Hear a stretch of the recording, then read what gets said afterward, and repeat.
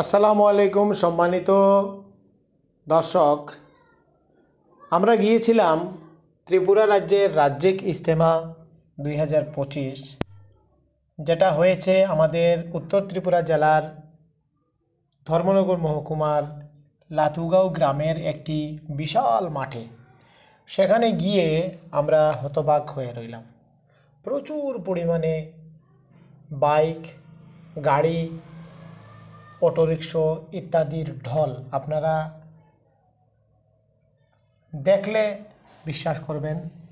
এই দেখুন, প্রচুর পরিমাণে গাড়িগুলো রাস্তার উপরে রাখার জায়গা নেই। এই দেখুন, দূর দূরান্ত পর্যন্ত গাড়িগুলো মানুষ মাঠের মধ্যে নামিয়ে রেখেছেন। এবং ইজতেমা কমিটিকে আমি ধন্যবাদ জানাবো যে ওনারা যে সুন্দরভাবে ব্যবস্থা করে রেখেছেন। এই দেখুন, আমরা পায়ে হেঁটে যাচ্ছি এবং এখানে দেখুন বাইক রাখার যে জায়গাটা, সেটা অতি সুন্দরভাবে ওনারা ব্যবস্থা করেছেন এবং সেটা বিলকুল বিনামূল্যে।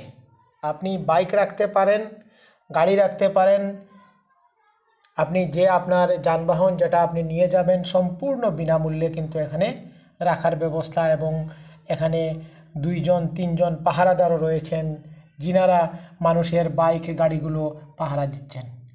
যদি অন্য কোথাও হতো, সেটা যদি ইজতেমা হতো না, তাহলে এখানে কিন্তু আরেকটা দল বেরিয়ে আসতো, যারা ইনকামের জন্য মানুষের প্রতি বাইক 20 টাকা 50 টাকা করে রাখার ফিস নিত। কিন্তু সেটা একটা ইসলামিক ইজতেমা, তাই সেখানে সব কিছু বিনামূল্যে মানুষের সাহায্যার্থে যে টাকা এসছে সেই টাকার মাধ্যমেই এই দেখুন এখানে যে ব্যবস্থাপনাগুলো করা হয়েছে। আমরা ভিতরে যাচ্ছি, আপনাদেরকে আমি দেখানোর চেষ্টা করব।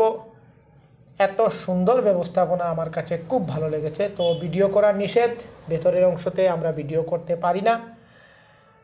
যাই হোক, এখনও বাজারের যে এরিয়াটা, আমি সন্ধ্যার কিছুক্ষণ আগে বাজারের এরিয়াটা আমি আপনাদেরকে দেখাচ্ছি। এখানে আমরা এসেছিলাম, কিছু দোকানপাট, তারপরে লোকজন অনেক কেনাকাটা করছে, অনেক জিনিস এসছে আমাদের বহির্রাজ্য থেকেও প্রচুর পরিমাণে দোকান পাট মানুষ নিয়ে এসছে। সেটা আমার কাছে অত্যন্ত ভালো লেগেছে।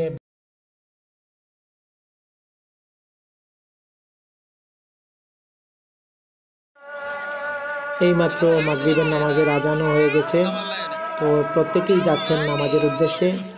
আর কমিটি যারা, আপনারা এত সুন্দর ব্যবস্থা করেছেন প্রত্যেক মানুষের জন্য, অজুখানা থেকে শুরু করে নামাজের ব্যবস্থাপনা থেকে শুরু করে সব কিছু, আপনাদেরকে পুনরায় অনেক অনেক ধন্যবাদ জানিয়ে ভিডিওটি শেষ করছি। আপনারা ভালো লাগলে শেয়ার করবেন।